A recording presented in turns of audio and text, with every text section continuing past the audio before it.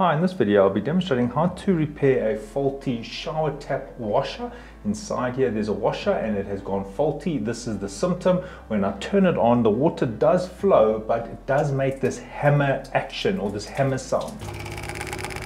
And there we can see the pulsating water flow. In order to resolve the problem, I'll need to open this tap, which means I'll need to switch off the water. I have to go outside the house and turn off the water. Right, this is the valve that cuts off the water coming into the property. I'm just turning it off. Right, so I just need to remove this little cover here. Behind here is a screw. I just feel around here with my flat screwdriver, and there's a little crevice where I can get my screwdriver inside there to then flick off this cap. You might find there's no crevice. What you would have to do is take your screwdriver and then just tap it in and pop this little cover out. Right, get my screwdriver there, just give it a few taps, and I lift this cover off. Alright, there's a star screw there, but I can use my flat screwdriver to just open that screw to remove this handle. I support the handle so that it doesn't drop on the floor, and I can just slide that out. Right, I need to get here to open this faucet. So there is this little cover at the back which I can slide out. So I've just slid that out. It's a bit spring loaded. There's a little spring clips which are holding over there. Somebody has siliconed it in there. In some taps you do need to turn this and unscrew it. This one looks like it's been glued on, so I can actually just pull this. I just need to break this silicone. There we go. And there, this was just siliconed in. As I said, sometimes this just unscrews. Okay, now what I'm going to do is I need to take a shifting spanner and I need to open this. This nut is actually the whole fitting. So when I open this, the whole unit is going to come out, and unfortunately water is going to come out of there as well. It is the hot tap, so water is going to drain from the boiler, the geyser, and it's going to keep coming out until I replace this. So what I would need to do is open this and get a cloth ready to block the water from coming out there, or you can get someone else to hold the water there. Another tip is to open another tap in your house, maybe your bath tap or a basin tap, and that will just release some of the pressure, so not as much water will come out of this particular tap. I'm just going to loosen this now. Right, so I'm going to remove this now, and I'm just going to get someone to hold this to block the water from coming out here. You can open other taps in order to reduce the pressure so you don't have water flowing in your shower while you're standing there.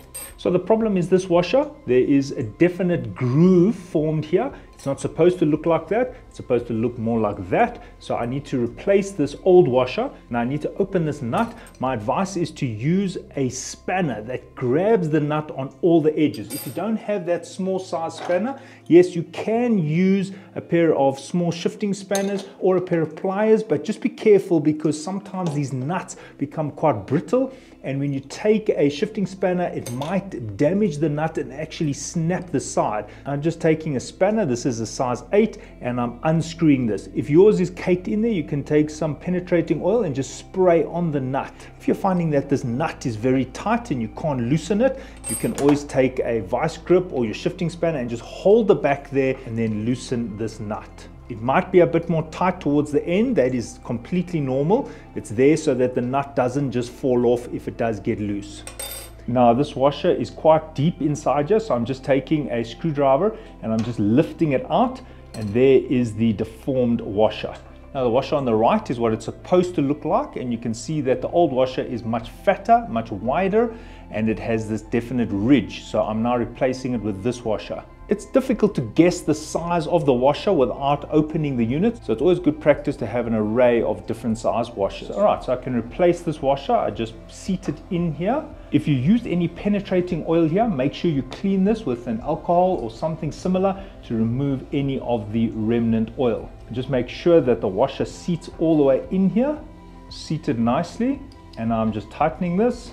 And you can use a vice grip just to assist in the tightening. Once it offers me a bit of resistance, I just go about a 1/8 of a turn.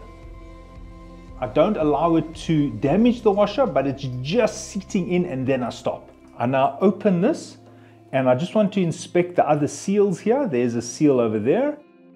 And it's a good idea to have an O-ring set handy just in case you need to replace any of the O-rings. This O-ring is still fine. It's quite rubbery, and all I'm going to do is just lubricate it. Now best practice is to use a plumber's grease. If you are using petroleum jelly, just make sure it is unscented. And I put that on the seal and I turn this. and just wipe away any excess grease. I just move this up and down a few times just to check the functionality. It is working nicely. It is smooth. I can now return this back into the shower faucet. So I make sure that this goes all the way back in before I return this into the shower faucet. There's one more O-ring on the side here. I've just inspected it. It's in good working condition. Right, it's time to reinstall this. I just make sure that this O-ring is wet before I install it back into the housing here. So I'm just wetting it, and now I can turn this. Before I tighten this, I make sure the tap is opened. I don't tighten this with the tap in the closed position. I first make sure the tap is in the open position, and now I tighten it. Right, before I reinstall everything, I just make sure the tap is functional. So I'm just opening and closing it, just checking that nothing is jammed. In this case, the tap would open and close perfectly. So I've just put it in the closed position for now. And before I close this, it's a good idea if you can just give it a bit of a clean, because you can get right in there now. Right, now I can just return that, and then this cover like that. Just return that screw, return this little cover, make sure it's off, and now I can go and turn on the water. Right, now I can open this faucet, and there's the water flow, and no more hammer action. No matter what point I stop the tap. For example, if I open it a little bit, a lot, it doesn't make a difference, whereas before it was hammering at a very specific point, and now the hammering is gone. Thanks for watching, and cheers.